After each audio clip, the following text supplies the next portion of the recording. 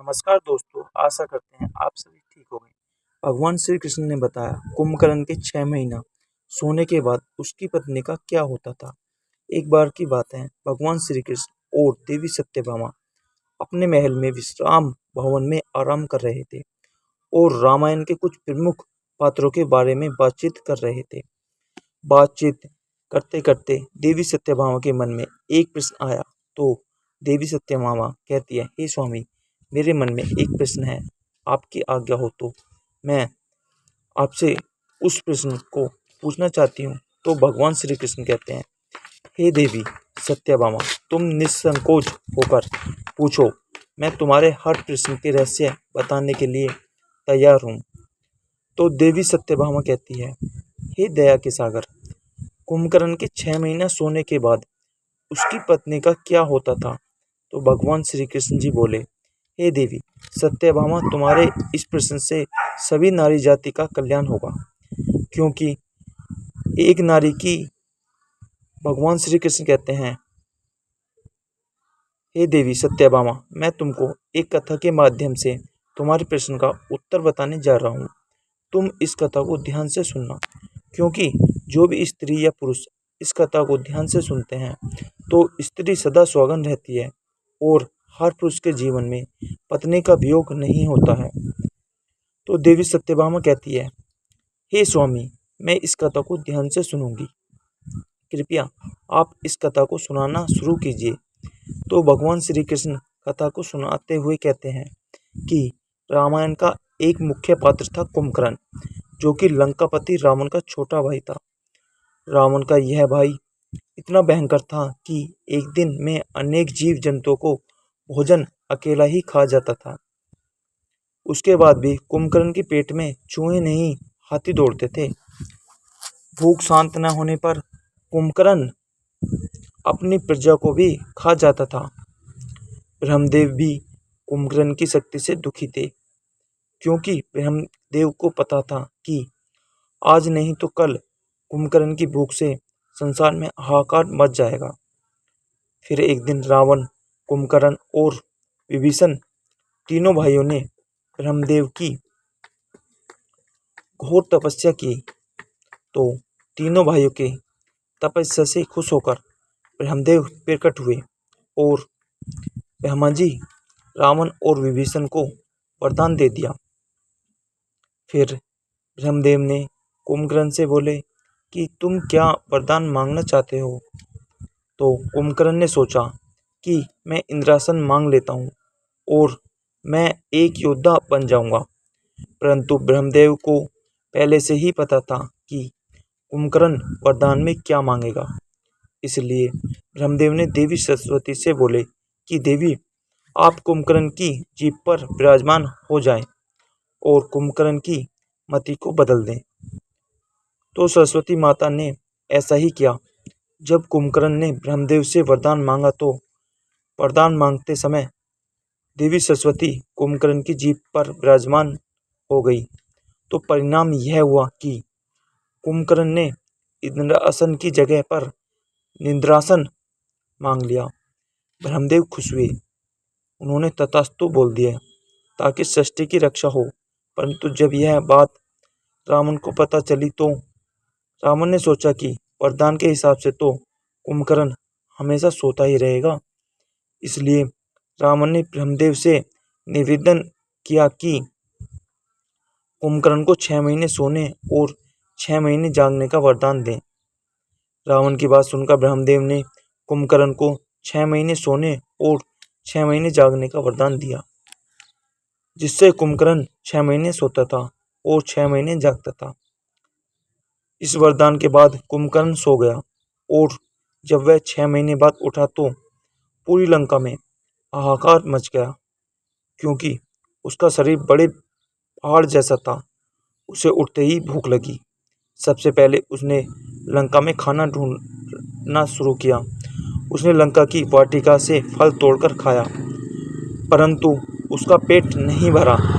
तो उसने लंका से बाहर जाकर लोगों को खाना शुरू कर दिया। कुंभकर्ण का शरीर बहुत बड़ा था कि वह आम आदमियों को अपनी एक उंगली से उठा लेता था और उठाकर अपने मुंह में डाल लेता था।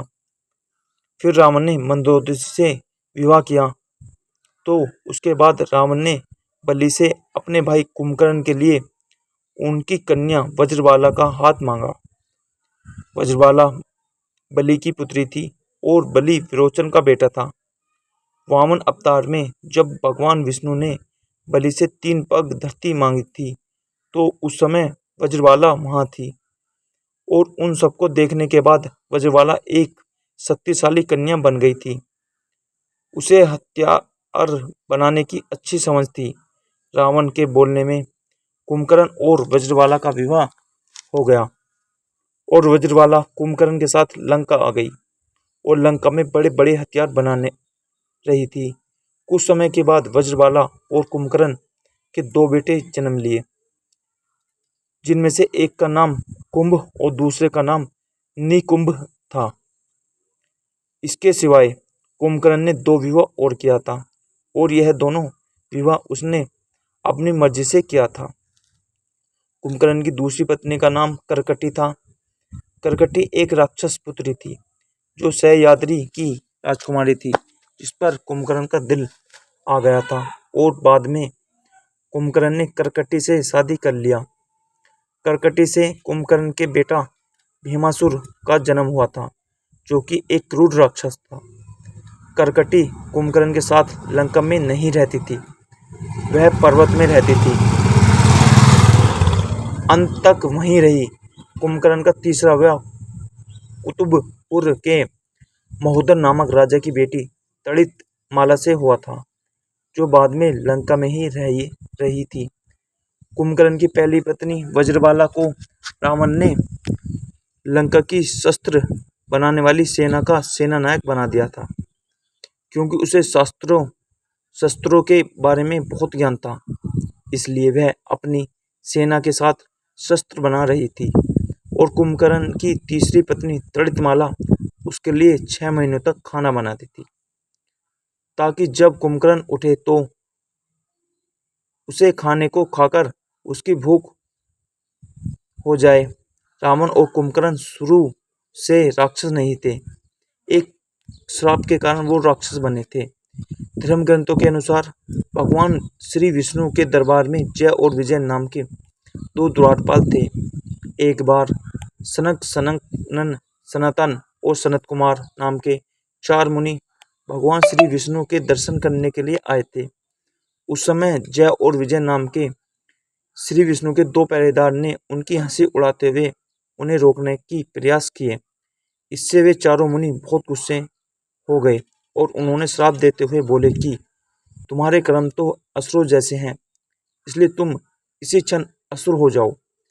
यहाँ तुम्हारा कोई काम नहीं है। इस पर जय और विजय को अपनी गलती का ज्ञान हुआ और उन्होंने उन मुनियों से क्षमा मांगी। इस पर उन मुनियों ने बोले कि हम श्राप तो नहीं ले सकते, परंतु इतना हो जाएगा कि तुम हमेशा के लिए नहीं बल्कि 3 जन्मों के लिए असुर योनि में रहना पड़ेगा और तीनों ही जन्मों में तुम्हें मुक्त करने के लिए स्वयं भगवान श्री विष्णु आएंगे। उसके बाद तुम फिर उस पद को प्राप्त कर लोगे। फिर अगले जन्म में जब कुंभकर्ण को अपनी शक्तियों का पता चला तो उसे अपने ऊपर अभिमान हो गया था और भगवान विष्णु को युद्ध के लिए चुनौती देते हुए कुंभकर्ण बैकुंठ लोक में चला गया था। वहाँ भगवान विष्णु के साथ कुंभकर्ण ने अपने पुराने रूप मधु के रूप में केटव के साथ मिलकर 5000 साल तक युद्ध किया था, जिसका जिक्र देवी भागवत पुराण में मिलता है। पुराण के अनुसार पूर्व जन्म में कुंभकर्ण मधु नामक राक्षस था और उसका भाई केटव था। भगवान विष्णु से युद्ध करते समय जब 5000 साल बीत गए, तब देवी योगी माया ने उनकी बुद्धि को हरण कर लिया, जिससे मधु और केटव को लगा कि विष्णु जी हमसे डर गए। इसलिए उन्होंने घमंड में आकर बोले कि विष्णु, तुम हमसे कोई भी वरदान मांग सकते हो, मांगो तुम्हें क्या चाहिए। तभी भगवान विष्णु ने बोले कि तुम अपनी मृत्यु का उपाय बताओ। अपने ही वचन में फंसे हुए मद्दू और केटव अब कुछ नहीं कर पा रहे थे। तो उन्होंने बताया कि उनकी मृत्यु केवल भगवान की जंघा पर हो सकती है। यह सुनते ही भगवान विष्णु ने अपने शरीर को बढ़ाना शुरू कर दिया और अपने जंघा में फंसाकर उन दोनों राक्षसों को अपने सुदर्शन चक्र से सिर काटे। परंतु राक्षस योनि में जन्म लेने की वजह से मधु और केटव का जन्म फिर से हो गया था। तो उन्होंने भगवान विष्णु से प्रार्थना की कि प्रभु अब हमको इस राक्षस योनि से मुक्त कर दीजिए। इस पर भगवान विष्णु ने खुश होकर बोले कि अभी इसमें और समय है। तब मधु केटव ने पूछा कि भगवान आप हमें किस रूप में मिलेंगे, हमें कुछ तो बताइए। तब भगवान विष्णु बोले कि त्रेता युग में मैं एक असहाय राजा बनूंगा जो कि अपनी पत्नी को ढूंढते हुए तुम्हारे राज्य के पास आऊंगा। तुम अपने राज्य और अपने बड़े भाई की आज्ञा का पालन करते हुए मुझसे युद्ध करोगे और मेरे हाथों तुम मारे जाओगे। इतना बोलकर भगवान विष्णु अंतर्ध्यान हो गए। कुंभकर्ण को कुंभकर्ण बनने का वरदान भगवान विष्णु ने उसके पिछले जन्म में ही दे दिया था। त्रेता युग के समय रामायण में भी कुंभकर्ण के पूर्व जन्मों का उल्लेख है। असल में एक ऋषि के श्राप के कारण कुंभकर्ण जंगल में भटक रहा था। उसी समय वहां पर भगवान विष्णु ने बोला कि तुम मुझे मत ढूंढो, जब समय आएगा तो मैं तुम्हारे पास आ जाऊंगा। इसके बाद भगवान विष्णु ने श्री राम का अवतार लिया और अयोध्या नगरी को धन्य किया। कुंभकर्ण के बारे में बताया जाता है कि वह दूरदर्शी था और उसे पहले से ही पता था कि श्री राम कब लंका में आकर मेरा उद्धार करेंगे। परंतु अपने उद्धार से पहले उसने अपने भाई होने का भी धर्म निभाया। असल में जब श्री राम ने माता सीता के लिए लंका पर चढ़ाई की और लंका की सेना से युद्ध कर रहे थे, तो यह सब देखकर रावण ने अपने भाई कुंभकर्ण को जगाया था। बहुत मुश्किल से कुंभकर्ण के जागने के बाद रावण ने पूरी बात कुंभकर्ण को बताई।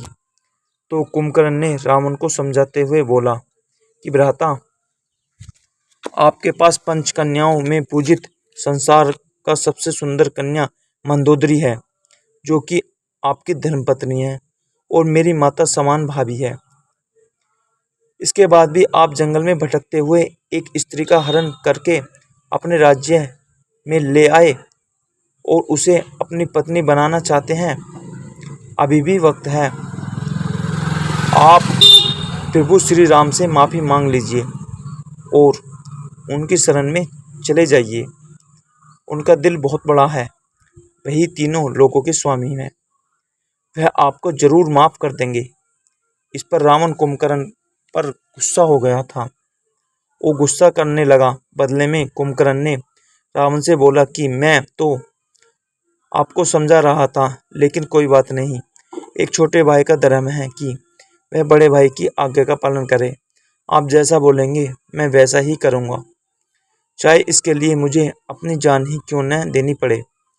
यह बोलकर कुंभकर्ण दूसरे दिन रणभूमि में कूद पड़ा। रणभूमि में जाते ही कुंभकर्ण ने वानर सेना में हाहाकार मचा दिया था। उसने भगवान श्री राम की सेना को तितर बितर कर दिया था और न जाने कितने ही वानरों को मार दिया था।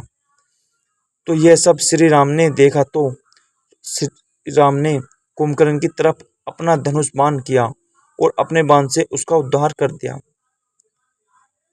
कुंभकर्ण के मरने के बाद रावण दुखी हो गया था, क्योंकि उसने अपना भाई खोया था। परंतु रावण से ज्यादा दुखी कुंभकर्ण की पत्नियां तड़ितमाला और वज्रवाला थी। परंतु उसकी यह दोनों ही पत्नियां युद्ध में मारी गई थी, क्योंकि वज्रवाला और तड़ितमाला दोनों ने ही श्री राम से प्रार्थना की थी कि उन्हें भी इस असुर योनि से मुक्ति मिल जाए। और श्री राम जी ने बाद में ऐसा ही किया। कुछ पुराणों की माने तो जब श्री राम ने कुंभकर्ण का वध किया तो उसके बाद कुंभकर्ण को असुर योनि से मुक्ति मिल गई थी और वह वापस भगवान विष्णु का द्वारपाल विजय बन गया था। और ग्रंथ भी यही बताते हैं कि 3 बार असुर योनि भोगने के बाद कुंभकर्ण वापस अपने असली अवतार विजय के रूप में भगवान विष्णु के द्वारपाल के रूप में फिर से उस पद को प्राप्त किया था। उसका भाई रावण भी अपने वास्तविक जय के रूप में आकर वैकुंठ लोक का द्वारपाल बन गया। तो भगवान श्री कृष्ण कहते हैं, हे देवी सत्यभामा, कुंभकर्ण के साथ साथ उसके पत्नियों को भी मुक्ति मिल गई। वीडियो अगर पसंद आए तो वीडियो को लाइक करें और चैनल को सब्सक्राइब करें और कमेंट बॉक्स में जय श्री राम जरूर लिखें।